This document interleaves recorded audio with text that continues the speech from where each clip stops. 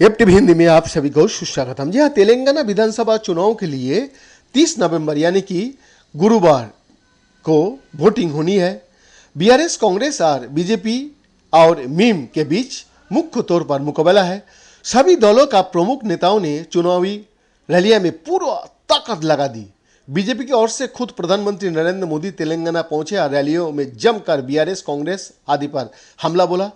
सोमवार को पीएम मोदी ने हैदराबाद में रोड शो भी किया। इसके बाद उन्होंने करीमनगर में मुस्लिम अल्पसंख्यक नेताओं से मुलाकात की, जिसके कई मायने निकाले जा रहा है। इस मुलाकात के जरिए पीएम मोदी का मुख्य फोकस पसमानदा मुसलमानों पर था, जो समुदाय में सबसे पिछड़े और सामाजिक रूप से उत्पीड़ित है। टाइम्स ऑफ इंडिया के अनुसार मुस्लिम अल्पसंख्यक मोर्चा के नेता असफर भाषा ने बताया कि उन्होंने हमसे कहा कि मुसलमान हर क्षेत्र में बहुत टैलेंटेड है और भाजपा सरकार हमारे उत्थान के लिए सब कुछ करेगी और हमें बढ़ने में भी मदद करेगी।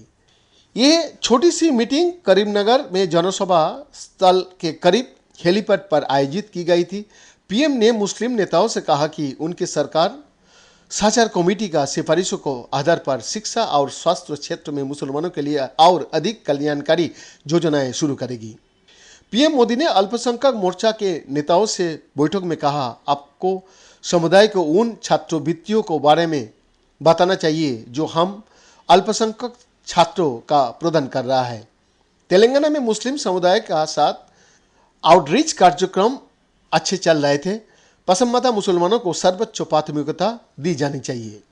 समुदाय तक पहुंचने के अपने नए प्रयास में पीएम मोदी ने नेताओं से इस धारणा को दूर करने के लिए भी कहा कि उनकी सरकार कल्याणकारी योजनाओं का लाभ देने में मुसलमानों के साथ भेदभाव करती है। हैदराबाद में भाजपा की राष्ट्रीय कार्यकारी समिति के बैठक के दौरान प्रधानमंत्री ने भाजपा नेताओं से पसमानदा मुसलमानों पर अपना ध्यान केंद्रित करने और उनकी उत्थान के लिए प्रयास करने के लिए आह्वान किया।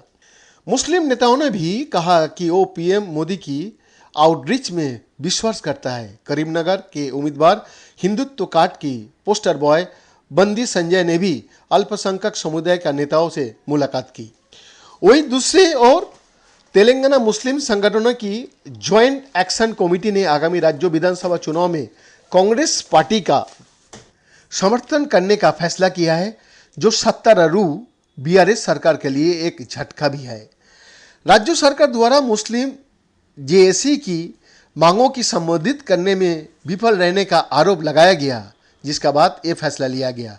बयान में कहा गया कि मुस्लिम जेएसी सभी मुसलमानों से एकजुट होने और कांग्रेस पार्टी को वोट देने का आग्रह करता है।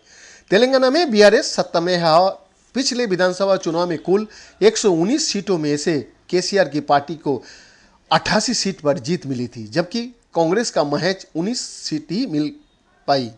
एआईएम यानी कि मीम को 7 सीटों पर जीत मिली। बीजेपी को तब महज 1 सीट पर ही जीत मिल सकी थी। हालांकि इस बार बीजेपी ने तेलंगाना में काफी फोकस किया है और पार्टी का शीर्ष नेताओं ने जमकर चुनाव प्रचार भी किया है। बीएन का रिपोर्ट।